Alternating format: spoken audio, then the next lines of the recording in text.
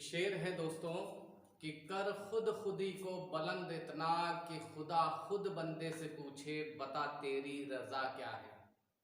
साथियों, स्वागत है आप सभी का जनपद के सर्वश्रेष्ठ यूट्यूब चैनल पर जिसका नाम है शिशिर कंपटीशन क्लासेस।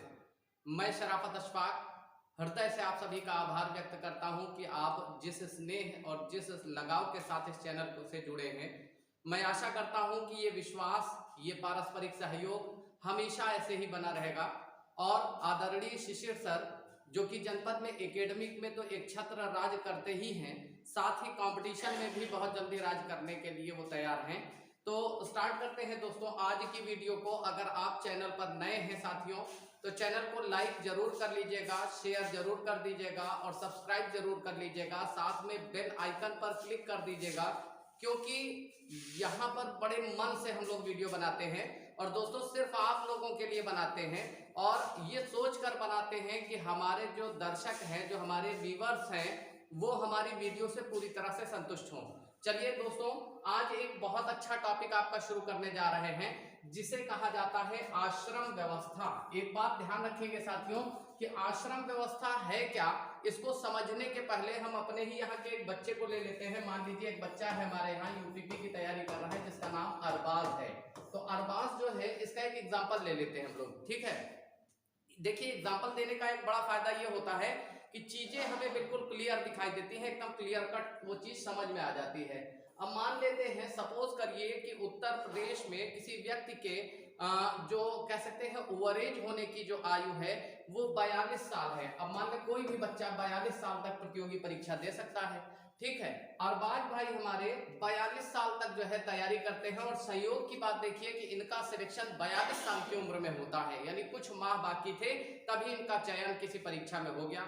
जब सीधी सी बात है कि आप 42 साल के हो जाएंगे और नौकरी पाएंगे, तो जब नौकरी आपके हाथ में आती है तो आप क्या करते हो, 5-10 साल तो मौज मारते हो। मान लेते हैं कि इस बंदे ने 10 साल तक क्या किया, कोई भी जो है इसने शादी नहीं की, इसने कुछ नहीं किया, सिर्फ घूमा, मौज किया इसने अपने पैसों पर। अब 10 साल के बाद ये हो गया बंदा 52 साल का। अरबाज भाई की उम्र कितनी हो चुकी है, 52 वर्ष हो चुकी है। अब 52 साल की उम्र में इसको याद आया कि अरे यार हमने तो शादी की ही नहीं। अब आप ऐसा तो है नहीं कि लड़की बगल में रखी है लप से ले लिया आपने, तुरंत जो है आपको मिल गई।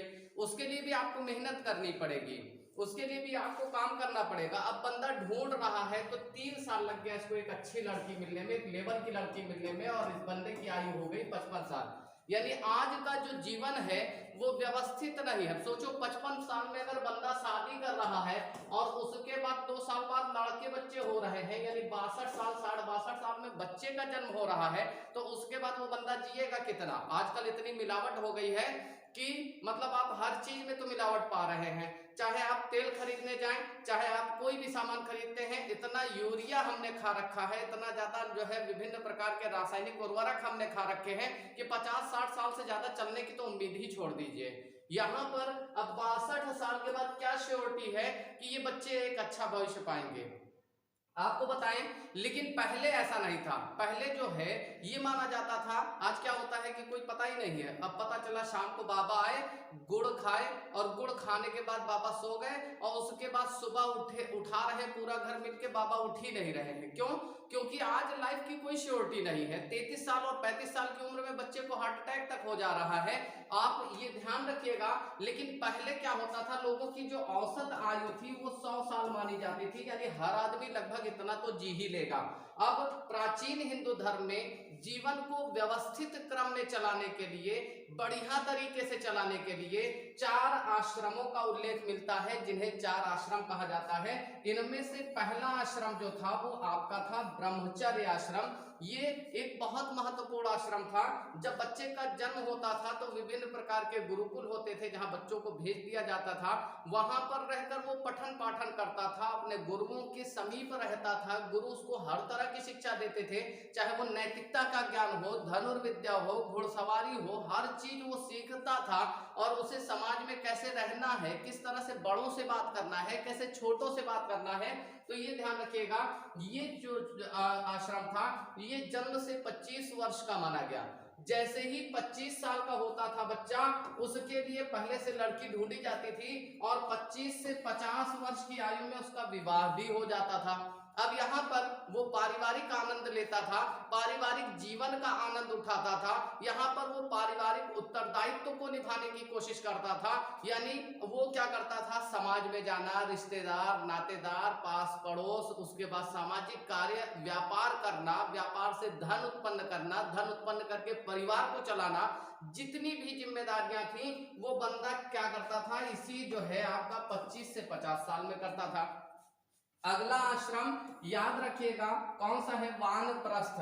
देखिए जो वान होता है ना, वान का मतलब हो गया जंगल की ओर, और प्रस्थ का मतलब होता है साथियों चले जाना, यानी जंगल की ओर चले जाना। अब इसमें क्या होता था, ये आश्रम जो है वो आपका 75 साल की उम्र में आरंभ होता था। अब जब 75 साल का व्यक्ति हो जाता था, वो घर को छोड़ देता था और आता था किसी बबूल के पेड़, बरगद के पेड़ के नीचे बैठ जाता था और वो आध्यात्म में लीन होने का प्रयास करता था, सांसारिक जीवन से विमुक्त होने का प्रयास करता था। आप एक बात समझेंगे कि ये जो वानप्रस्थ है, इसमें घर वालों को भी पता होता था, अब ये परिवार है, परिवार के लोगों को भी पता होता था कि बाबा जो है फला जगह महुए के पेड़ के नीचे बैठे हैं, ठीक है। और जैसे घर में कोई विशिष्ट मेहमान आ गया, कोई रिश्तेदार आ गया, तो रिश्तेदार से मिलने के लिए बाबा के पास कोई बच्चा गया, कहा बाबा चलो बिट्टी को देखने वाले आए हैं। अब बाबा कमंडल वमंडल उठाए और उसके बाद चल दिए और वापस आए, यहाँ पर मिले रिश्तेदारों से, सारा सब बातें हुई, थोड़े समय तक रहे, फिर बाबा जाते जाते कहे बिट्टी तनिक सुरती उरती मिली क्या, तो कुल मिला के बाबा अपने काम की चीजों को लिए और फिर बाबा वापस चले गए कहां पर, ये आपका आ गए वानप्रस्थ में। बात समझ रहे हैं, यानी फिर से ये जंगल में आ गए और फिर से सांसारिक जीवन को छोड़कर फिर से आध्यात्मिक जीवन में लीन होने की कोशिश करने लगे, तो इसी को कहा जाता है वानप्रस्थ, यानी जंगल की ओर चले जाना। इसके बाद ये आश्रम जो था 50 से लेकर और 75 वर्ष की आयु तक माना जाता था। ये ध्यान रखना कि सबसे पहले ब्रह्मचर्य जो कि आपका 0 से लेकर 25 साल तक है, फिर गृहस्थ जो कि आपका 25 से 50 साल तक है, फिर उसके बाद वानप्रस्थ जो कि 50 से लेकर 75 साल तक है, फिर इसके बाद अगला है जिसे कहा जाता है संन्यास आश्रम। और जो संन्यास आश्रम है दोस्तों, ये आपको याद रखना है कि ये 75 से लेकर 100 वर्ष तक का माना जाता था। इसमें ये माना जाता था कि व्यक्ति अब पूरी तरीके से सांसारिक जीवन से विमुक्त हो चुका है, अब उसका इस संसार से कोई मतलब ही नहीं रह गया, अब वो जीवित तो है लेकिन पूर्णतः आध्यात्म में लीन हो चुका है। तो आशा कर रहे हैं दोस्तों कि आपको सारे आश्रम समझ में आ गए हैं और 100% अच्छे से समझ में आ गए हैं। साथियों एक बात और बता दें कि विभिन्न प्रकार की प्रतियोगी परीक्षाओं की तैयारी के लिए शिशिर कंपटीशन क्लासेस से अच्छा प्लेटफॉर्म आपको नहीं मिलेगा।